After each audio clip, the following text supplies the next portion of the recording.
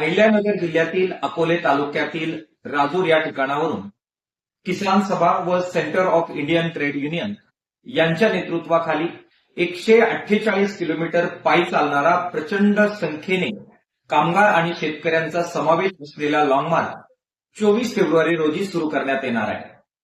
नुकताच नाशिक आणि ठाणे पालघर या ठिकाणी लॉंग मार्च झाले. 2023 मध्ये अकोले तालुक्यातून लॉंग मार्च जो निघाला लोणीला जाणार होता त्याच्यामध्ये अनेक मागण्या मान्य झाल्या. मात्र या तीनही लॉंग मार्चच्या मान्य मागण्यांची अंमलबजावणी झाली नाही आणि त्यामुळे परत एकदा ह्या मागण्यांच्या अंमलबजावणीसाठी शेतकरी श्रमिकांना लॉंग मार्च काढावा लागतोय. पुणे नाशिक हायस्पीड रेल्वेच्या बाबत पहिल्या संधीप्रमाणे हा रेल्वे मार्ग व्हावा याच्यासाठी बोटा या ठिकाणी रास्ता रोको झाला. त्याच्यामध्ये मुख्यमंत्र्यांबरोबर तुमची भेट घडून आणून त्याच्यावर मार्ग काढू असं आश्वासन पालकमंत्री राधाकृष्ण विखे पाटील यांनी दिलं होतं. त्याची अंमलबजावणी झालेली नाहीये. त्याचप्रमाणे शालेय पोषण आहार कर्मचारी आणि अर्धवेळ परिचर जे अत्यंत कमी पगारावर राबतात त्यांच्या मानधन वाढीच्या बाबत आश्वासन देण्यात आलेलं होतं.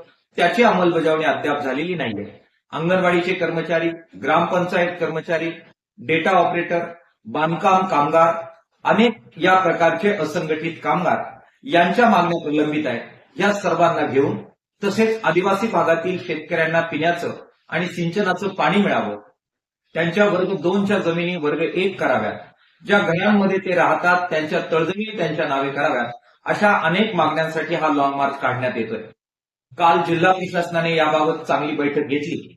मात्र राज्य स्तरावर मंत्री महोदयांबरोबरची बैठक प्रलंबित आहे. ती बैठक जोपर्यंत होत नाही आणि मागण्यांबाबत अंमलबजावणीबाबत ठोस आश्वासन दिलं जात नाही तोपर्यंत आंदोलन मागे न घेण्याचा निर्णय किसान सभेने घेतलेला आहे, सीआयटीने घेतलेला आहे. 24 फेब्रुवारीला हजारोच्या संख्येनं हा लॉंग मार्च निघतोय.